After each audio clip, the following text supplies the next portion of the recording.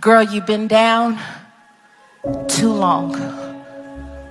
And it's time for you to get up again. I heard God saying that it's time for you to reach back past where pain met you. To reach back past where you started giving up on who God said you could be. And to grab that little girl who once believed that all things were possible. To grab that little girl who once believed that she literally could do anything as long as God was with her. And to tell her, get up.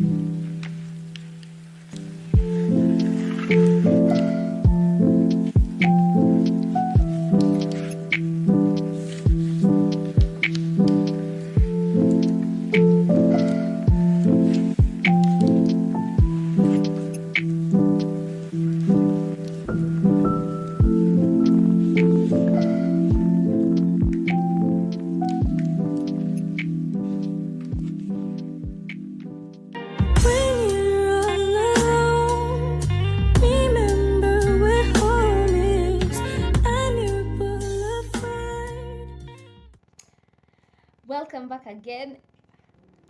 Anyway, welcome back, guys. My face is beat, my makeup is done, so it's a bit of a different video that we're doing today, and I'm really excited about it.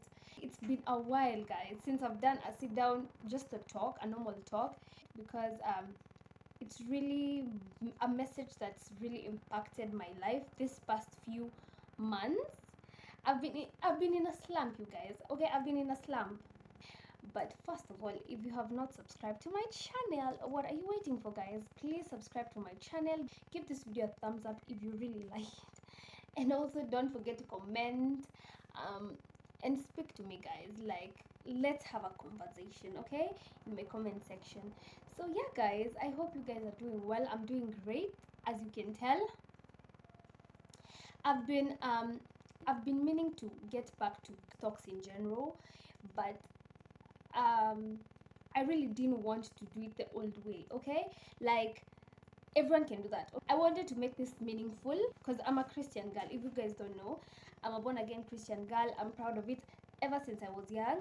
But there's something about growing up and now finding Christ on your own. Like, it's really transformative. I really love that for me. I'm adding the razzle dazzle from Christ. It's not just coming from me and the world, but as much as everyone else, as much as the next person, I'm a content consumer. I consume a lot of content because I create content. So I really do love seeing other creators, learning from people, new things. But one thing people, they were lacking in their talks was a little bit of Jesus, okay? Was, yeah. So world operates in its own, like the worldly way. That is how you're gonna be. So that is where I was. I used to consume a lot of content, but not from like backed up by anything, but not backed up by a godly message or anything. It was just a worldly point of view. And that is where why I was feeling my spirits were not at ease. Even though I was, listening and watching all this, I wasn't really in a good place spiritually. I quit a lot of things, okay? I quit a lot of things. I really wanted to put myself in that path. I just wanted to be in the right path. Even if it's just standing there, I really wanted to make things right for myself. So I quit a lot of things. And let me tell you, Christ has been, because I was praying for this for such a long time, and Christ came through, guys. Because literally people are just, pulling away, and God was doing the work for me. I came across like this woman speaking, and she was talking about how God really makes you uncomfortable in a situation that you're not meant to be. I hope it's relatable. I hope that makes sense. How much God really makes your spirit not rest where you're not wanted or where He doesn't need you. That was like the biggest lesson, to listen to myself, to listen to the Spirit of God that He has instilled in me. I really want to center Jesus in my life. Now, as I want to reintroduce Christ or God to, as whatever I know about God, I want to reintroduce that to my younger self. I want to hold my hand again. I want to teach myself about Christ in a newer way. And there was this episode of it's such an old episode from Oprah Winfrey. I'm just gonna put it on the screen, of this therapist, or like this counselor who came, and he really helped heal my inner child in a way. I wish everyone could watch that. He was basically talking about how, as far as you can picture your younger self, the memory you have as a younger you, it messed me up a little bit. It made me cry. Think of yourself, the earliest memory you have of yourself as a young person, like as a kid, and where you are now. It's as if your younger self meets your you. To envision yourself, you walk in the house that you remember in your head, in your mind, and you're supposed to hold their hand and take them out of that house and lead them now, start a new life with them. Basically, it's something like that. It's way back since I watched it, but it was something that was like the biggest thing I had. I really bawled my eyes out. But what came to my mind first was like, I would really want you not feel like as if being a Christian girl is not cool. Okay, don't be scared. You have Christ. You have Jesus in you. It's changed my perspective on God. It changed my perspective on life. It changed my perspective on my childhood and everything that I was struggling with as an older person. So basically, you hold your younger you hand and have a conversation with them. They trust you. They allow you to hold their hand. They allow you to take them out of their home where it's safe, and they let you lead them into a place that is unknown. It really had me thinking. The first thing that I learned, that God will you uncomfortable. Trust me, uncomfortable. You know, when you go to place and you're just like, no, you really feel your spirit doesn't agree. Like your spirit doesn't let you rest. So anxious. That is why a lot of people feel so because that is your spirit speaking to you, that is your spirit conversing with you and telling you that this is not what you're made for. We all have that fear of missing out in a way. Like you force yourself to be in situations, you force yourself to be in rooms, you force yourself to be with these people in order not to miss out on opportunities or anything.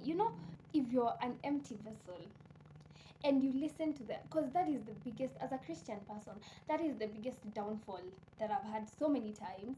Listening to what the world has to say about this, listening instead of solemnly focusing on Christ, on what Christ says about it. You have to find time, and I learned this from a creator I've been watching and loving the content. You just wake up and you're just in a slump, okay? He's like, always, every morning when you wake up, do the things you don't want to do for the day, like things you're supposed to do but you really don't want to do. But like reading the Bible, guys, be tough. Like it's not like a novel, okay? Like it's not as there's no plot to there is nothing like that. So it's a little bit of of a downer, but like it's necessary. Like as a creator, as a person, as a manufacturer, when a manufacturer manufactures like an LG TV, like the LG company, like any other company, they have the manual to how it should work and the purpose of this and this and this of their product. Then how do you tell me God created you? He has the manual.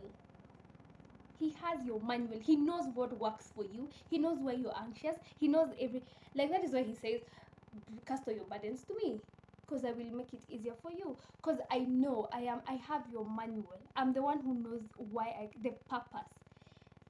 And for us as people, we try to find our purpose with other people. What do you think, guys, I'm good at? Da, da, da, da. What do you think? Da, da, da. And forget that created you, has your purpose. That is why sometimes you find you go around in circles in your life. You find your purpose too late, or because you've been going through the long road, forgetting that God has your manual. He really knows what's best for you. And the only way to get out of this anxious situation, of this anxious feeling, is to read the word. Fill your heart with the word. Read the Bible. Learn Christ. Read your word every day, because it renews your mind. That is what the word says. You read the word and it will renew your spirit, your mind. When you start reading your word every day, it builds a habit. It's discipline. It ups your game in a childlike sense. Let's think about it like this. If you fill your heart, if you fill your emptiness with the word of God, every other, whatever the world throws at you, it either overflows because it's too full for them. Okay, it overflows. Every harmful thing that is thrown at you is not there for you to prosper. It just trickles down, or it just bounces off like a rope. Let's think about it in a childlike sense. We're always told that he isolates you for a reason. Like he really isolates you to crush you down and build you up for himself. And one thing about God, his will shall be done. Okay? His will shall be done. I remember when we used to have this, we were speaking with my siblings, and we used to have this thought of God as if he's this old brooding man seated in his throne with his gray hair, waiting for us to make a mistake. Just waiting for us to and then he strikes. Literally, that is what we used to think. I feel as if everyone has had that thought process in a way about God. Like he's really there waiting for me to make. But now that I'm growing and I'm learning God for myself, I'm telling you, the love he has for us, the amount of love he has for each and every one of us. Lately, I've been so overwhelmed by the love of Christ. I've been feeling so in tune with, I don't know, I just feel his presence. I feel his love in such a great way that I can't even explain. And it has really shaped me in a way. It has really strengthened me in a way, knowing that I'm not alone, and knowing that someone literally loves me regardless of what I do, by the way. Because people be like, yeah, you did that. No. He loves you regardless. He still loves you. He still loves you. You're the one who walks away from him, but he never walks away from you. He will always show up for you. That is one thing I know about God. He's gonna show off. Okay, he's gonna show off with you. And once you turn your mindset around about God, like now when you start learning God for yourself, you start seeing him for who he is, for the love he has for us. The only thing you need to do is access. Read your word. Once you start understanding God for who he is and the purpose of Christ in our life, the purpose of why he's been so good to us, like how do you love people so that you give your only son? You don't even know this, but these people don't even like you, but you basically offer your son. He dies for these people. He does that. He changes you. It's like another realm you open. It's like another dimension. It's like another world. It's like you encounter, you start seeing the goodness of life, because these predisposed notions that we have about God and question in a way, because Jesus is the mirror of God's purpose in our life. Once you start reading the word, you'll start feeling your spirit connect with things. You'll start, this and this and that, because whatever God has planned for you, Jesus will mirror the purpose of God in us. He's the one who reflects what God wants from us, the purpose of God in our lives. So I hope you guys are blessed. We will grow together. That is one thing I'm sure, that because God has been so good to me, God has been so good to my family, he's been pulling me through a lot of stuff. So I hope you guys are blessed, and I hope you read, and I'm gonna leave you with this word for you to read. Don't forget to subscribe, comment, share, and like. Enjoy the word.